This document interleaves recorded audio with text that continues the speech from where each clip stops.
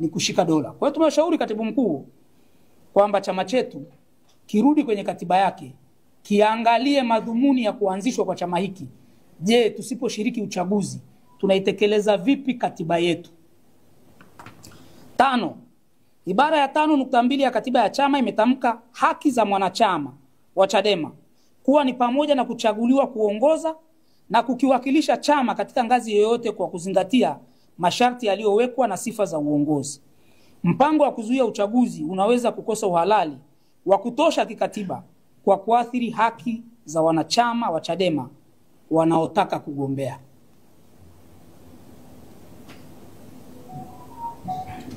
Hili kundi linawakilisha haki za wanachama wa Chadema wanaotaka kugombea. Katiba yetu ibara ya 5.2.2 imetoa hiyo haki kwa wanachama. Sasa tumemshauri katibu mkuu, pamoja na kupigania reforms, lakini kusema hatushiriki uchaguzi, wakumbuke pia wana infringe, wananyima haki wanachama wake ambao wanaona kushiriki uchaguzi ni sahihi. 6. Sasa hakuna chama kingine hata kimoja cha siasa kinachounga mkono mpango wa kuzuia uchaguzi ikiwa reform hazitopatikana. Kinyume chake, kuna chama kimoja tu cha upinzani ambacho kinapigania reform, lakini huku kikiendelea kujipanga kushiriki uchaguzi. Vyama vingine hususan vile vya kawaida ya kutumika vimeendelea kutangaza nia yao ya kushiriki uchaguzi. Ndugu zangu, wakati dhana ya no reform no election ikiwa ni kuunganisha makundi na vyama vya siasa, viongozi wetu hatujaona wakifanya hiyo jitihada, au wamefanya imeshindikana. Hatuungwi mkono na vyama vingine, tumebaki wenyewe. Sasa hatuoni mantiki ya kutokushiriki uchaguzi wakati wengine wataenda kwenye uchaguzi, watahalalisha huo uchaguzi. Madhara ya kutokushiriki ni makubwa kuliko faida. 7.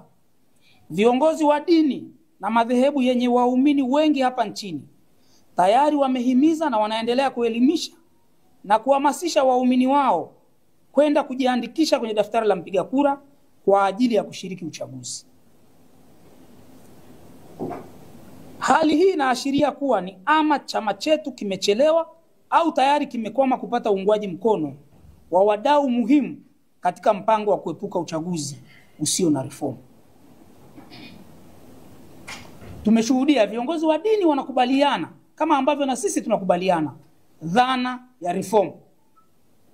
Tulisikiliza juzi wakati wa sherehe za Idi, Mufti alisema, serikali angalieni, sikilizeni kuhusu reforms.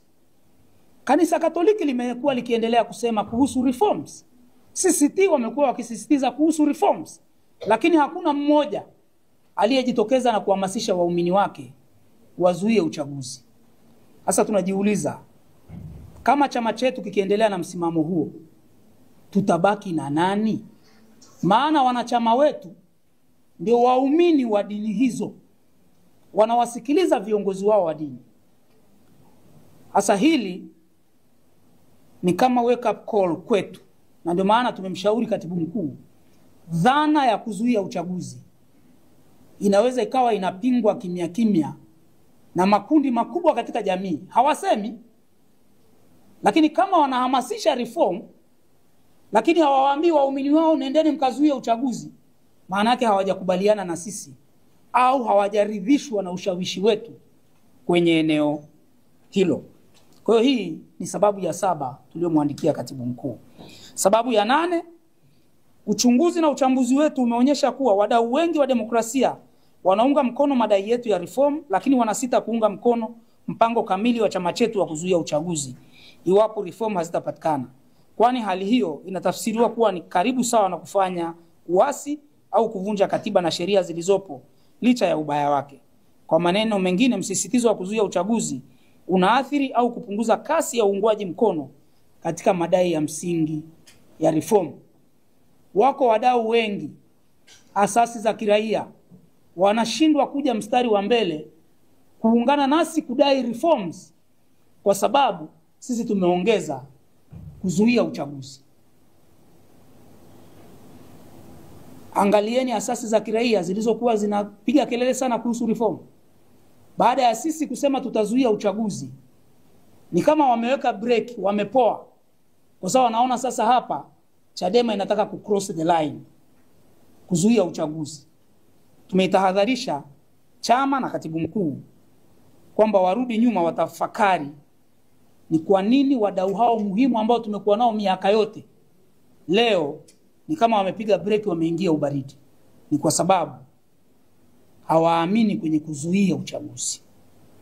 9, kushindwa kuzuia uchaguzi katika dakika za mwisho ikiwa jitihada za reform zitakwama, kuna maanisha kuwa chama hakitokuwa tena na muda wa kujiandaa na hivyo hakitashiriki kabisa uchaguzi huo.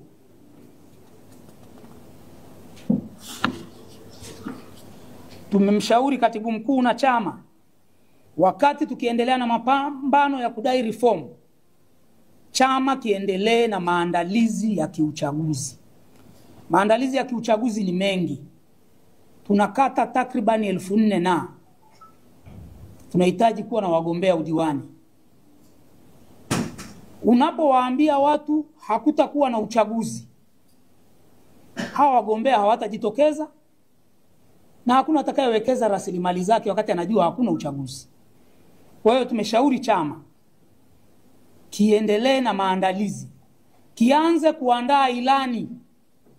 Kama kweli tuko serious, tunataka reforms, maandalizi mengine yaendelee, ili ukitokea muujiza zikatokea reform, tusije kusema tumeshachelewa, hatujajiandaa, kwa hiyo hatuwezi kushiriki uchaguzi.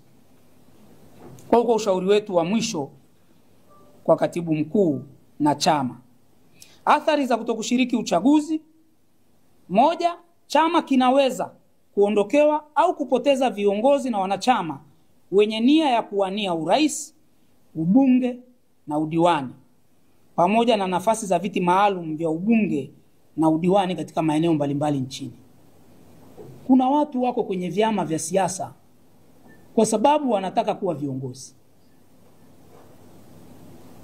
Ndio maana mtu akifungiwa mlango kwenye chama hiki, huwa mnawaona anaondoka anaenda chama hiki.